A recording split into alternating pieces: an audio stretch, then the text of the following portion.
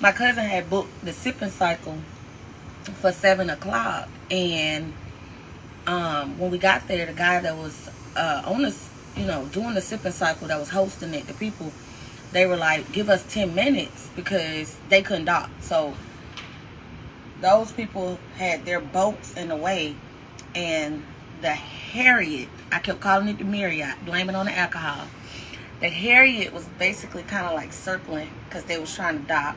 The people that had the sipping cycle, little ferry ride, he was like, give me 10 minutes. We got to go and try to get some people off the Harriet. Literally, because these folks on their personal boat would not move. The crazy part about it, security was asking them to move, asking people like who the boat belonged to the whole time. Them people up there with us, ignoring the man or whatever. So the guy in the white shirt they jumped on, he just, they started, it was two people that had boats. They unhooked theirs to move one, so they kind of like bumped it out the way, slowly. You know how people be bumping cars? So they slowly like bumped it out the way. When they got down there to that boat, the guy realized he was undoing the boat. Because, mind you, them folks was trying to get off the water. Everybody's trying to get off the water. Everybody's trying to do their thing. And I knew from where we were standing, there was a lot of this going on.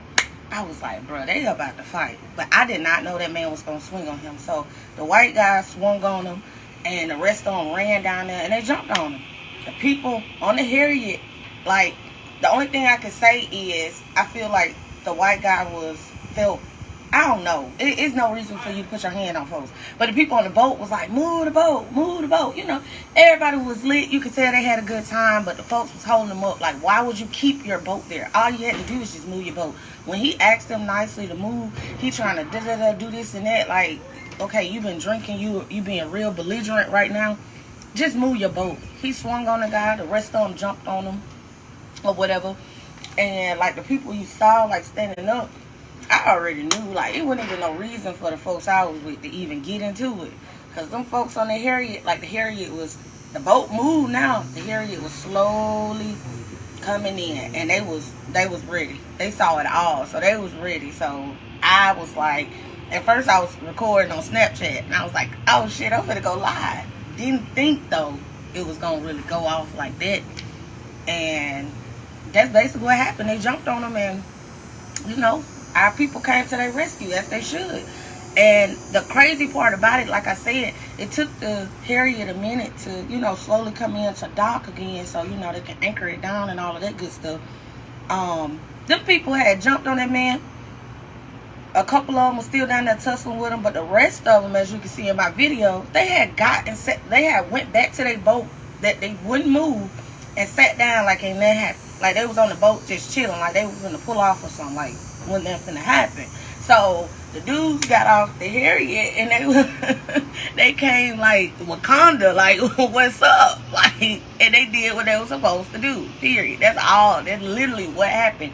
In that moment, it was the fact that y'all did this and came and got back on your shit and thinking you finna just sit down like everything cool, like entitlement. That was first-hand, front row seat of don't put your hands on nobody. When people being civilized and stuff like that, just do what they ask you to do. Alcohol and boats and this don't mix. So that literally was, it wasn't nothing else. Those people were completely in the wrong. And they got their ass sold. The fuck around and find out was a person. They found out yesterday because, yeah, they did what they were supposed to do. Like, it was crazy. They did exactly what they were supposed to do. I don't feel sorry for them. Everybody talking about, oh, the women. The women was down there fighting too. When they was down there, they were fighting. They was egging it on. So, my thing is, if this your husband, this your man, or whatever the case may be, first of all, I ain't finna step in no man's face. Because when he handle you like a man, you better eat it like a man. So I ain't care. But they left with, y'all know, like them little cartoon knots. Oh, man, homegirl had 3 of them.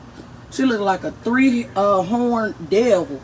I was like, I didn't feel sorry. Every time they got up, bloop, bloop, that's what you get. Because you knew what was going on. You was egging it on. You felt entitled. You shouldn't have been down there. If anything, you should have been telling your husband, come on. You don't run up in nobody else's face. So when they knocked your ass out and knocked the Mario coins out of you, ain't no need in crying and doing all of this, because that's what they was doing. And no, bitch, get your ass whooped just like the rest of them. Go on, line up too, cause yeah, that's how I felt for real.